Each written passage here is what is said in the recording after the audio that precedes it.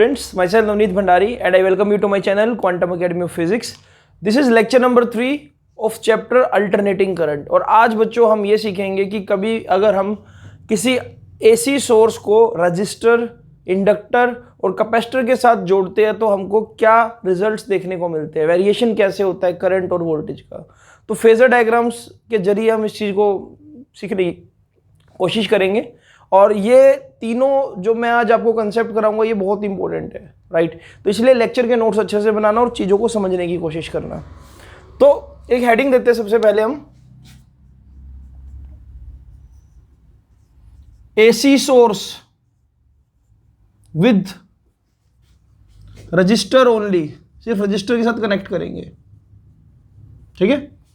तो सिंपल सा डायग्राम बनाओ यार, एक रेजिस्टेंस दिखा दो इस तरह से जैसे आप दिखाते आए अब तक। आपने इसको किसी भी एक अल्टरनेटिंग करंट सोर्स के साथ जोड़ दिया, कुछ ऐसे जिसमें कॉन्टिन्यूसली करंट चेंज हो रहा है विद द टाइम, मैग्नीट्यूड भी चेंज हो रहा है, डायरेक्शन भी। मान लो कि करंट की किसी भी इंस्टेंट डायरेक्शन ऐसे है जो कि डायरेक्शन बाद में चेंज भी हो जाएगी जब भी आप ऑब्जर्व करो। तो मान लो इस तरह से करंट फ्लो कर रहा है, ठीक है। तो यहां पर जो आपने वोल्टेज दी, आप चाहो तो इसको ऐसा लिख सकते हो इंस्टेंटेनियस वोल्टेज को, V is equal to V naught sine omega T. चाहो तो आप ऐसे रिप्रेजेंट कर सकते हो, E naught sine omega T, जैसे आपको ठीक लगे, दोनों ही ठीक मानी जाएगी, ठीक है। तो मैं यहां पर इसको नाम दे रहा हूं R। So what I am writing here, consider a resistor R is connected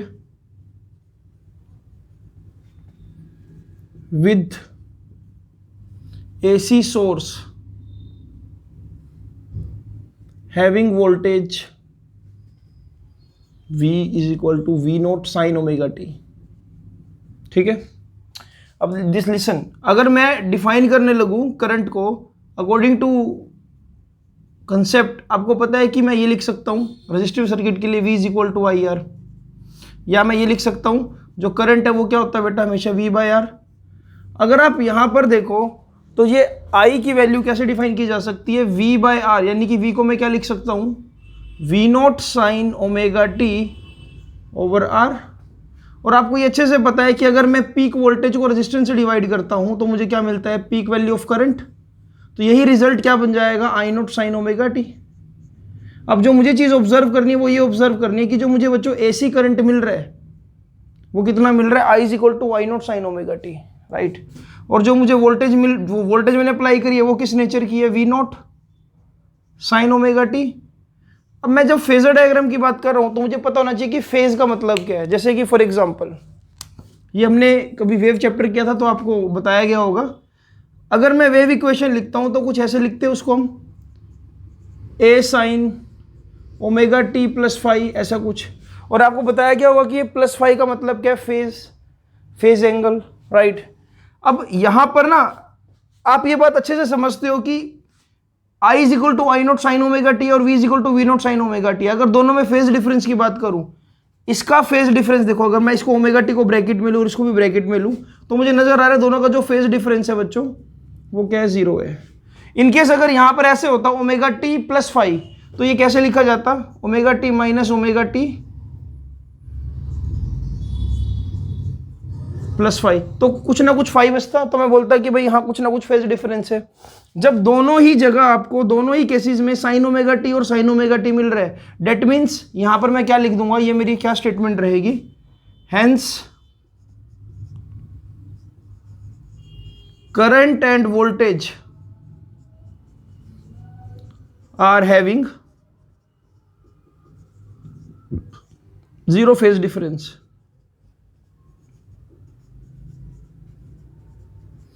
इसका मतलब ये होगा, इसका मतलब ये होगा कि अगर मैं दोनों के लिए ग्राफ प्लॉट करूं, this is 0, this is pi by 2, this is pi, this is 3 pi by 2 and this is 2 pi, right.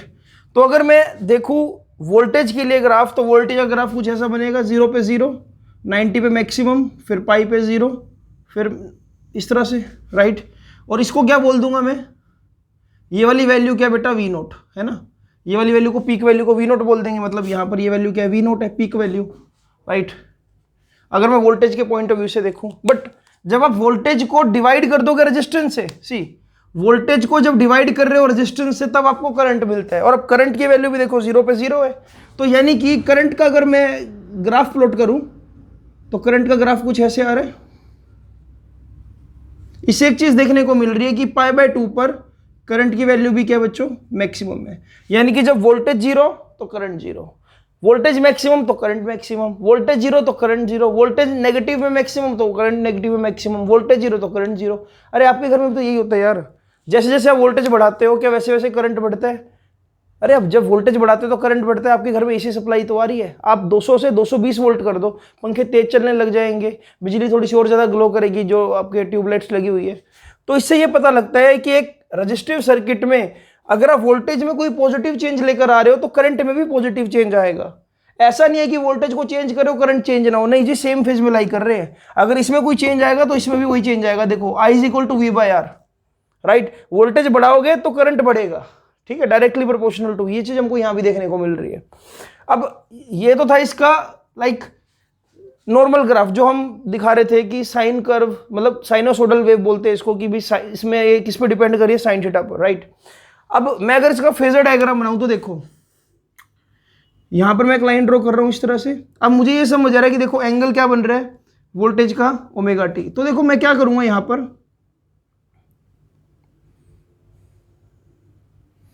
ये y एक्सिस बना दिया मैंने, ये x एक्सिस बना दिया। अब मैं बोल रहा हूं कि कुछ एंगल बन रहा है ω/t, तो मैं ऐसे बना रहा हूं कि भाई ये ω/t एंगल बन रहा है, और जो ये एरो है, ये वाला जो एरो, ये रिप्रेजेंट करता है कि पीक वैल्यू क्या है वोल्टेज की। तो एरो में थोड़ा सा बड़ा बना रहा हूँ वोल्टेज के लिए, और ऐसे बना रहा हूँ इसको कि जो ये वैल्यू होगी क्या होगी, V0, क्योंकि करंट भी इसी ω/t, करंट का एंगल भी ω/t है, करंट भी इसी फेज में लाई कर रहा है। तो मैं इसलिए करंट को भी इसके ऊपर ही बना दूंगा, लेकिन एरो थोड़ा सा छोटा होगा, राइट। और एरो छोटा होने का मतलब जो करंट की I0 की वैल्यू होगी वो क्या होगी, ये, राइट। सो एक बार इसको बनाओ जरा, फिर मैं आगे और डिटेल में बताता हूँ इसको। तो आगे चलते हैं बच्चों, ठीक है।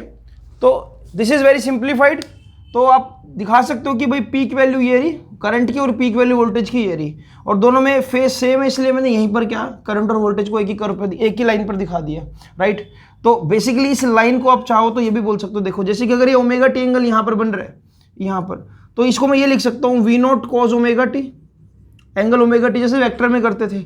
और इसको मैं क्या लिख सकता हूँ, V0 sin ω/t, और V0 sin ω/t की मैक्सिमम वैल्यू यहाँ पर मिल रही है आपको। सेम वे में इसको मैं रिप्रेजेंट कर सकता हूँ I0 sin ω/t, और I0 sin ω/t की जो मैक्सिमम वैल्यू मिल रही है वो ये मिल रही है आपको। आप चाहो तो ऐसे भी दिखा सकते हो। हाँ, इसकी जो सिंपलर फॉर्म, अगर आप इसको बिल्कुल सिंपलर फॉर्म में दिखाना चाहो तो आप ऐसे बोल सकते हो कि बेसिकली अगर ये वोल्टेज है तो ये करंट है, they are lying in same phase. Same line में भी अगर आप चाहो तो ऐसे दिखा सकते हो इस तरह से, ठीक है। पर ये सिंपलर फॉर्म नहीं करना यार, तो आपको ये फेजर डायग्राम बनाना आ रहा है, राइट। तो इसको नोट डाउन करो। इससे एक ही कंक्लूजन निकलता है कि if we increase the voltage there will be increase in current, if we decrease the voltage there will be same decrease in current। अब यही चीज मैं एक इंडक्टर के लिए समझाने वाला हूं, इसको जल्दी से नोट डाउन कर लो, फिर मैं इसको करवाता हूं। अब बच्चों यही चीज हम स्टडी करेंगे एक इंडक्टर के लिए। सी हमने क्या किया, एक इंडक्टर लिया,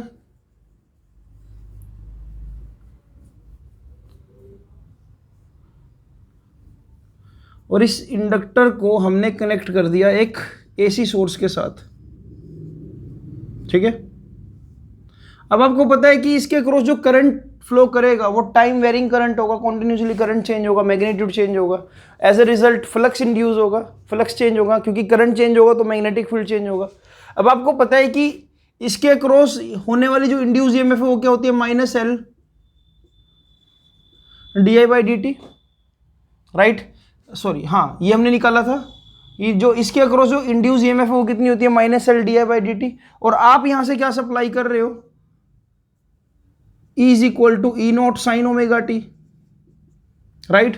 तो अगर इस इंड्यूस EMF को ओवरकम करना है तो इस वोल्टेज को कम से कम इसके इक्वल होना पड़ेगा, कम से कम इसके इक्वल होना पड़ेगा, या इससे ज्यादा होना पड़ेगा इसको करंट चार्ज को वापस भेजने के लिए, अदरवाइज जो करंट होगा वो कभी फ्लो ही ना कर पाए, क्योंकि यहाँ से जो करंट जा रहा है ये बैक ईएमएफ क्या करंट को रोकना चाह रही है। बट अगर इसकी सर्किट जो हम सोर्स यहाँ पर अप्लाई कर रहे हैं एसी सोर्स, इसकी वोल्टेज यानी कि ई नॉट साइन ओमेगा टी इसके इक्वल और अपोजिट होगी, तो क्या वो चार्ज कंटिन्यूसली फ्लो करता रहेगा।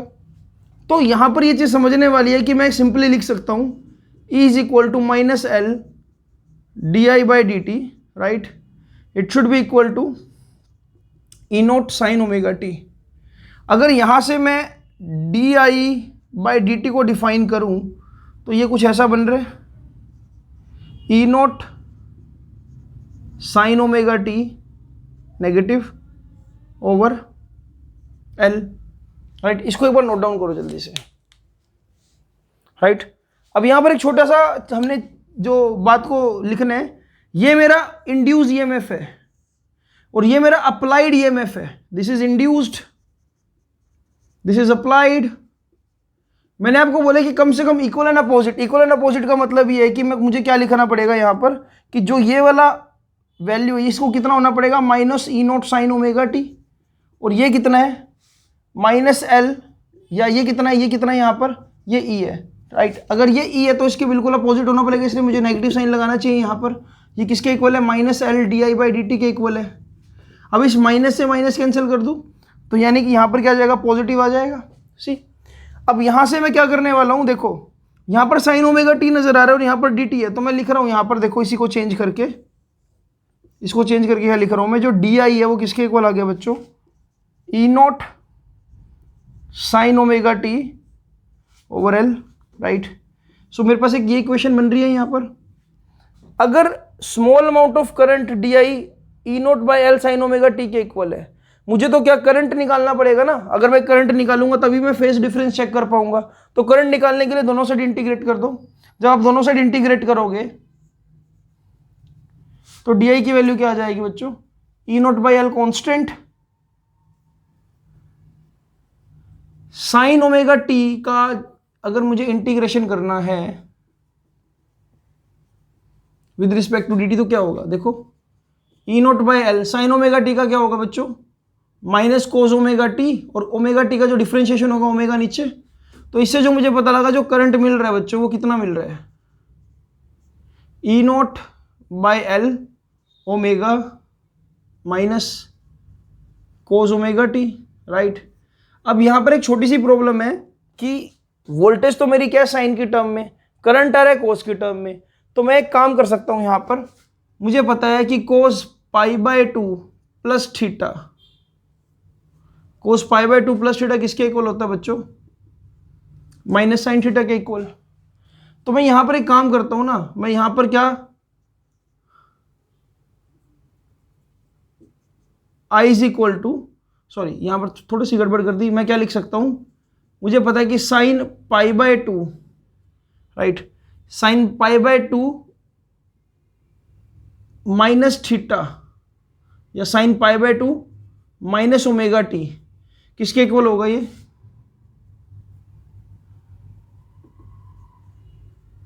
कोस ओमेगा टी के इक्वल होगा, राइट। तो इस कोस ओमेगा टी की जगह मैं क्या लिख दूंगा यहाँ पर, E naught by L omega, cos omega T की जगह लिख देता हूं मैं यहाँ पर sine pi by 2 minus omega T, right. और बाहर क्या चल रहा है, माइनस।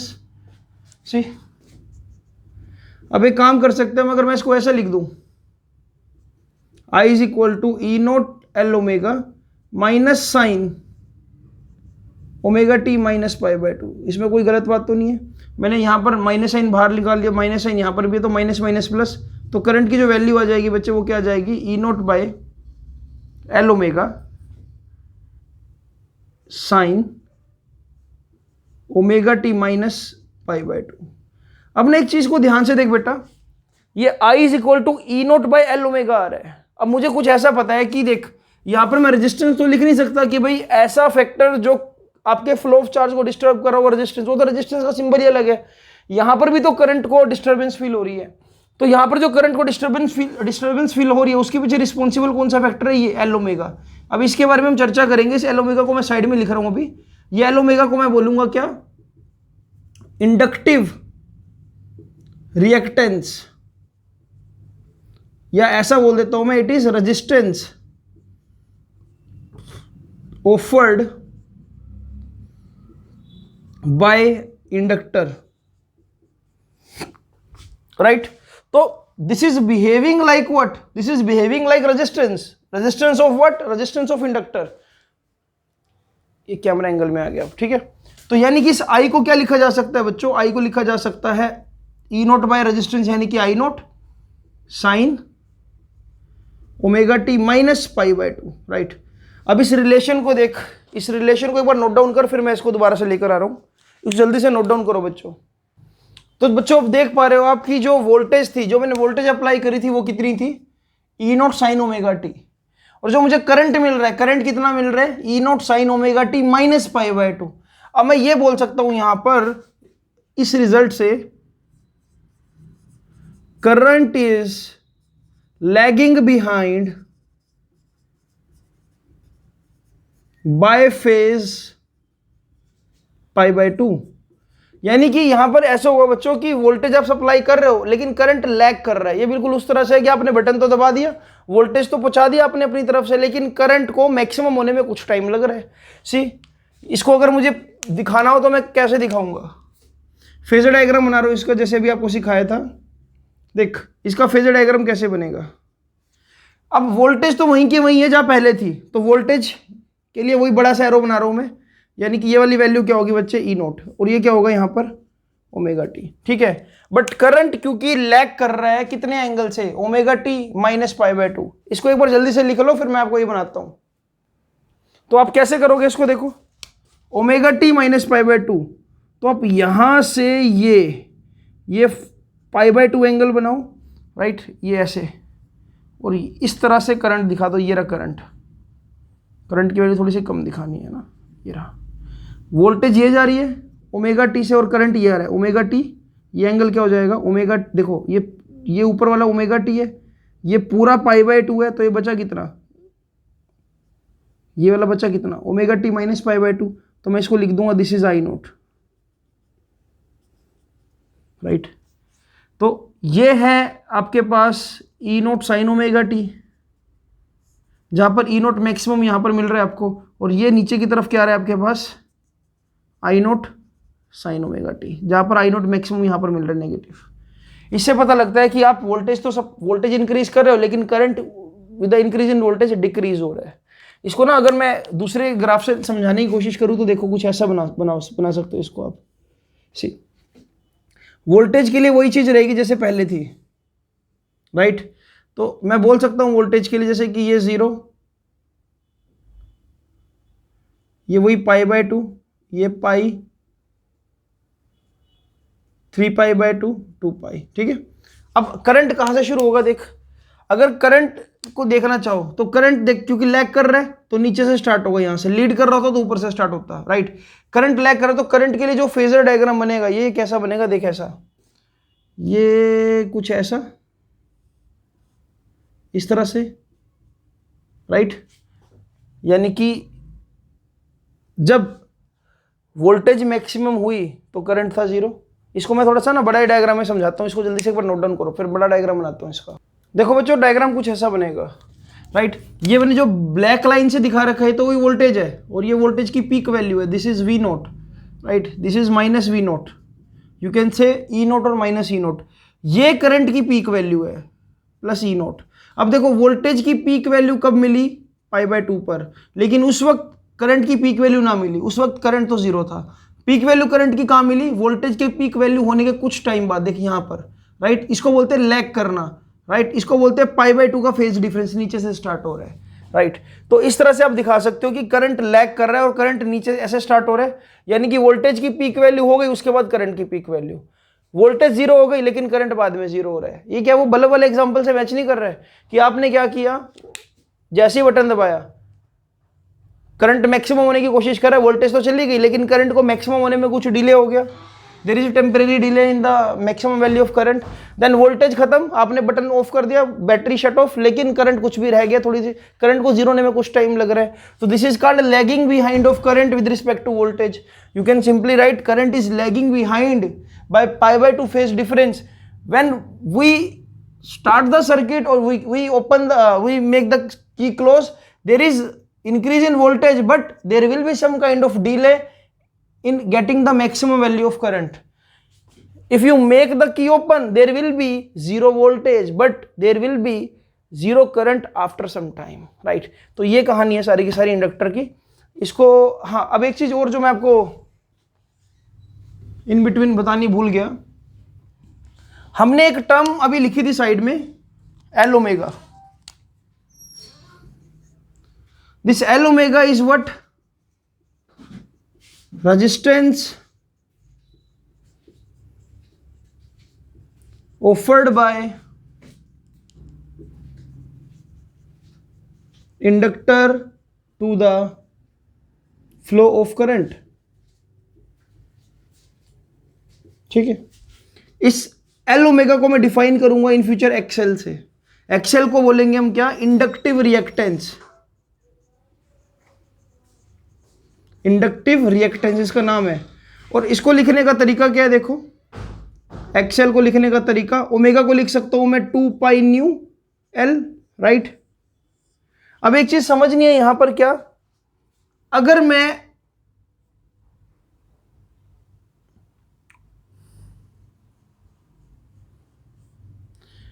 किसी इंडक्टर को किसी डीसी सोर्स से कनेक्ट कर रहा हूं, किसी इंडक्टर को अगर मैं डीसी सोर्स से कनेक्ट कर रहा हूं, this source is DC, XL से कनेक्ट कर दिया, करंट की वैल्यू कांस्टेंट है ना, एक हद के, एक स्टेज के बाद करंट की वैल्यू कांस्टेंट है। अगर करंट की वैल्यू कांस्टेंट है, मैं लिख रहा हूं यहां पर आई कांस्टेंट, इस करंट की फ्रीक्वेंसी क्या होती है? जीरो। अरे डायरेक्ट करंट की फ्रीक्वेंसी होती है जीरो। अगर डायरेक्ट करंट की फ्रीक्वेंसी जीरो है तो यानी कि एक्सएल क्या हो जाएगा? 2 पाई न्यू एल, यानी कि एक्सएल भी क्या हो जाएगा? जीरो, क्योंकि फ्रीक्वेंसी तो जीरो है। सी, फ्रीक्वेंसी तो जीरो है। तो यहां पर मुझे एक की पॉइंट नजर आ रहा है, मैं की पॉइंट लिख रहा हूं यहां पर, की पॉइंट,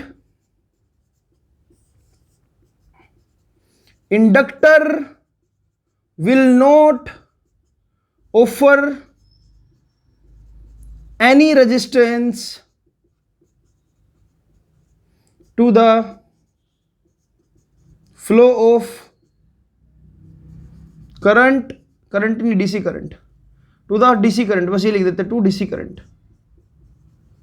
ठीक है, तो ये बात लिख लो जरा, लगे हाथ मैंने बता दी, लेकिन हाँ इस पर एक पूरा लेक्चर भी शूट होगा, बट हाँ अभी आप साथ में लिख सकते हो कि जो इंडक्टिव रिएक्टेंस है फ्रीक्वेंसी भी डिपेंड करती है भाई। इसका ग्राफ बनाना चाहूँ तो ग्राफ भी ऐसा बन सकता है। देखो सभी चीजें एक साथ ही मैं लिख रहा हूँ यहाँ पर। अगर मुझे ग्राफ बनाना हो किसके बीच में, फ्रीक्वेंसी वर्सेज एक्सएल ग्राफ बनाना हो कि with the increase in frequency XL पर क्या इफेक्ट पड़ेगा, डायरेक्टली प्रोपोर्शनल है जी, देख पा रहे हो। एक बार इसको लिख लो कहानी को, फिर मैं ये समझाता हूँ। ठीक है, तो ग्राफ कैसा होगा बच्चों? डायरेक्टली प्रोपोर्शनल टू म्यू, तो यानी कि स्ट्रेट लाइन, राइट। जैसे जैसे फ्रीक्वेंसी बढ़ेगी वैसे वैसे एक्सएल बढ़ेगा। इससे ना एक बात ये भी पता लगती है, देखो ये डीसी को तो कोई रेजिस्टेंस ऑफर नहीं कर रहा है, लेकिन अगर मैं एसी की बात करूं, यही बात एसी के लिए लिख देना आप, inductor will offer resistance to AC circuit because frequency is not equal to zero. ये बात आप प्लीज नोट्स में ऐड कर लेना। मैं क्या बोल रहा हूं? Inductor will offer resistance to AC current why because frequency is non zero and there will be some XL. तो इस चीज को प्लीज नोट डाउन कर लो, फिर हम आगे चलते हैं। तो बच्चों अब हम जोड़ेंगे उसी एसी सोर्स के साथ एक कैपेसिटर को, राइट।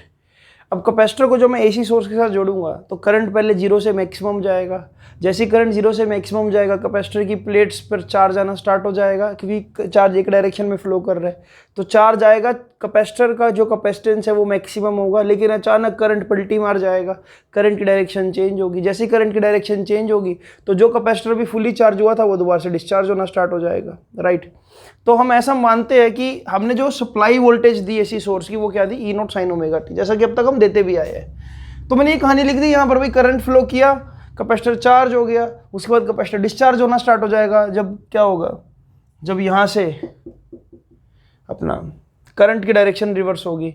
तो हम एक ऐसी स्टेज को अज्यूम करते हैं कि भाई यहाँ से क्या हुआ, चार्ज डेवलप होना स्टार्ट हो गया इसके ऊपर, मान लेते हैं, क्योंकि चार्ज इसके ऊपर आ गया तो charge directly proportional to V, या V directly proportional to charge, ऐसा लिखना चाहिए मुझे ना।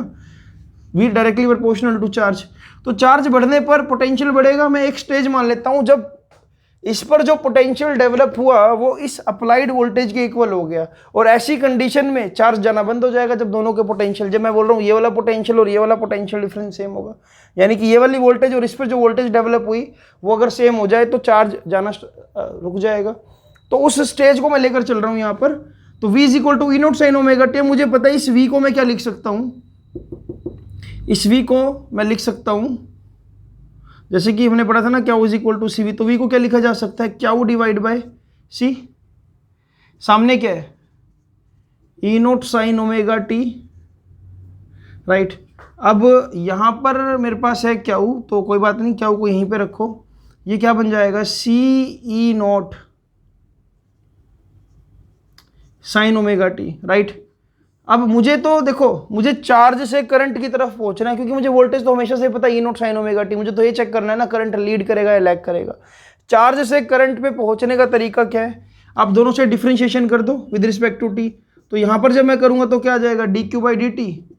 वहाँ पर करूँगा तो क्या आ जाएगा, C E naught sine omega T का डिफरेंशिएशन क्या होगा बच्चों, कोस ओमेगा टी, और ओमेगा टी का फर्दर ओमेगा।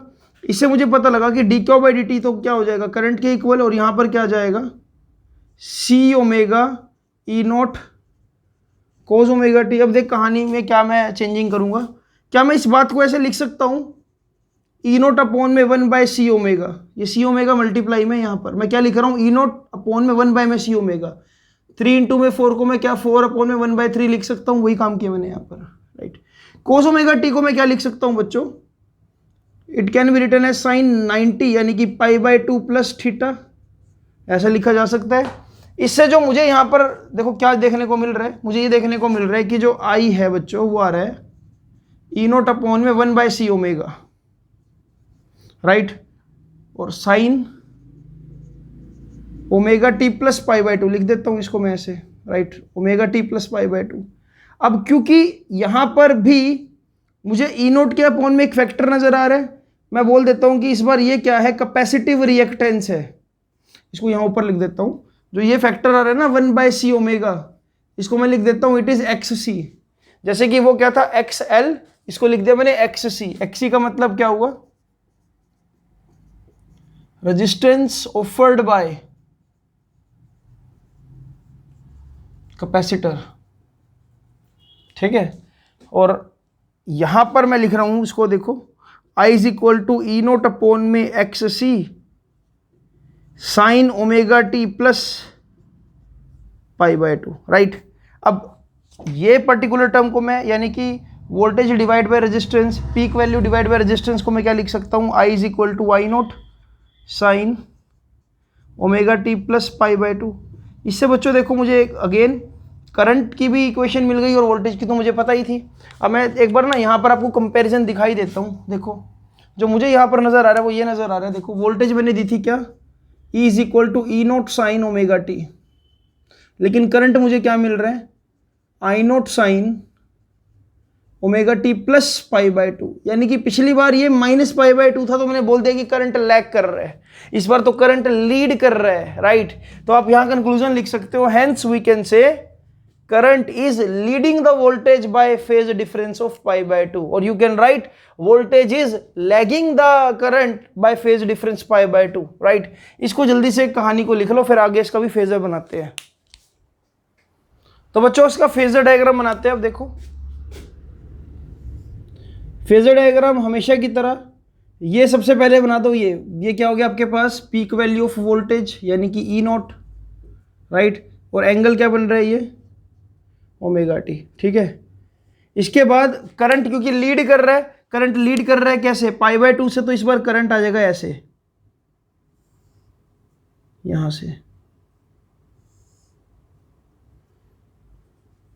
राइट, और ये वैल्यू क्या आ जाएगी करंट की आई नोट, और ये एंगल क्या बन जाएगा पाई बाय 2, राइट।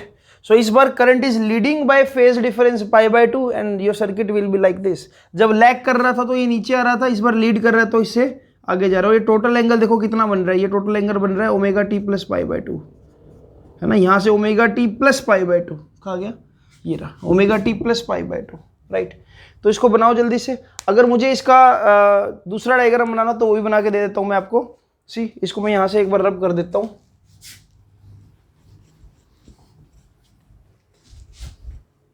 तो बच्चों जो ग्राफ बनेगा वो कुछ ऐसा बनेगा, देखो वोल्टेज हमेशा की तरह 0, π/2, पाई, 3π/2 और 2π। अब यहां पर करंट पहले से ही क्या कर रहा है, देखो जब वोल्टेज 0 तो करंट पहले से ही क्या मैक्सिमम वैल्यू पर है। करंट देखो जब वोल्टेज की मैक्सिमम वैल्यू तो करंट 0 है, करंट की नेगेटिव पीक वैल्यू पहले आ गई, वोल्टेज की बाद में आई। वोल्टेज यहां पर देखो इस जगह पर, ये थोड़ा सा मेरे ख्याल से गड़बड़ हो गया, इसको ना मैं बना देता हूं जरा एक बार, इसको प्लीज देखिए जरा। हाँ अब देखिए जरा इसको एक बार। तो इस बार करंट की पीक वैल्यू वोल्टेज की पीक वैल्यू से पहले है। जब करंट 0 था तो वोल्टेज मैक्सिमम थी, करंट 0 पहले हो गया लेकिन वोल्टेज 0 बाद में हुई, राइट। तो इस तरह से आपने ग्राफ बनाना है। यहां पर मुझे पता लग रहा है कि जो इस बार करंट है, यानी कि जो ब्लू वाली लाइन है, मैं लिख रहा हूं यहां पर current is leading voltage by π/2 phase, ठीक है। तो इस फेजर डायग्राम को बनाओ। अब हम चर्चा करते हैं कैपेसिटिव रिएक्टेंस के ऊपर। तो बच्चों कैपेसिटिव रिएक्टेंस पर वापस आते हैं। अभी हमने एक फॉर्मूला ड्राइव किया था ना कि जो 1/c ओमेगा है वो किसके इक्वल है, XC के इक्वल। और इस सी ओमेगा को लिखकर क्या लिख सकता हूं मैं, मतलब खोलकर क्या लिख सकता हूं मैं, 2πμ इंटू में c। यानी कि जैसे जैसे फ्रीक्वेंसी बढ़ेगी कैपेसिटिव रिएक्टेंस कम हो जाएगा। कहने का मतलब फ्रीक्वेंसी बढ़ने पर capacitive reactance is decreasing, graph ऐसा बन जाएगा, XC inversely proportional to frequency. इसे कहानी समझ आ रही है मुझे क्या, कि अगर एक इंडक्टर को मैं, सॉरी गलत बोल दिया, एक कैपेसिटर को मैं हाई फ्रीक्वेंसी एसी सोर्स से जोड़ रहा हूं। अगर एक कैपेसिटर को मैं हाई फ्रीक्वेंसी एसी सोर्स से जोड़ रहा हूं, क्योंकि फ्रीक्वेंसी ज्यादा होगी एसी सोर्स की, तो इसीलिए फ्रीक्वेंसी ज्यादा होने की वजह से जो रेजिस्टेंस ऑफर होगा वो बहुत कम हो जाएगा। तो मैं बोल देता हूं यहां पर जो कैपेसिटर है, capacitor favours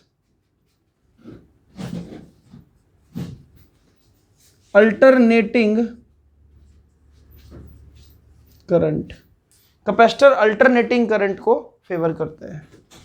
Y, because frequency is greater and XC becomes less, ठीक है। हम ये बात लिख सकते हैं। सेम वे में अगर मैं कैपेसिटर के साथ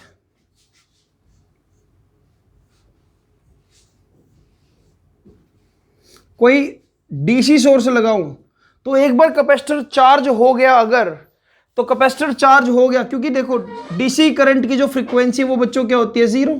और DC करंट की फ्रीक्वेंसी 0 होने का मतलब ये है कि जो XC है वो किसके इक्वल है, 1/2πμc। तो XC is equal to what, infinite, क्योंकि 1/0 फैक्टर बन जाएगा यहां पर। तो यहां पर मैं बोलूंगा कि कैपेसिटर ब्लॉक्स डायरेक्ट करंट। इस चीज को हम आगे भी समझेंगे, है ना, आगे बहुत बार देखने को मिलेगा।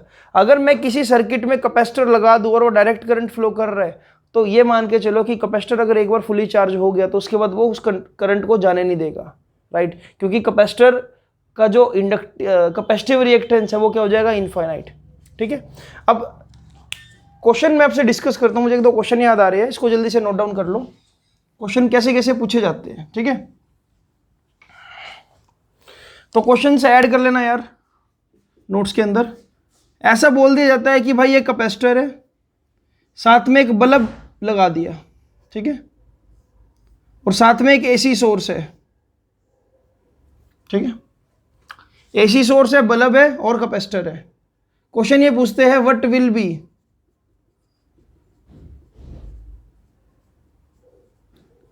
Effect on brightness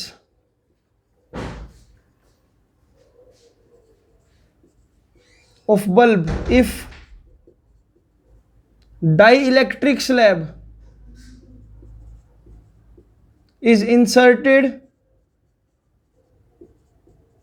between plates of capacitor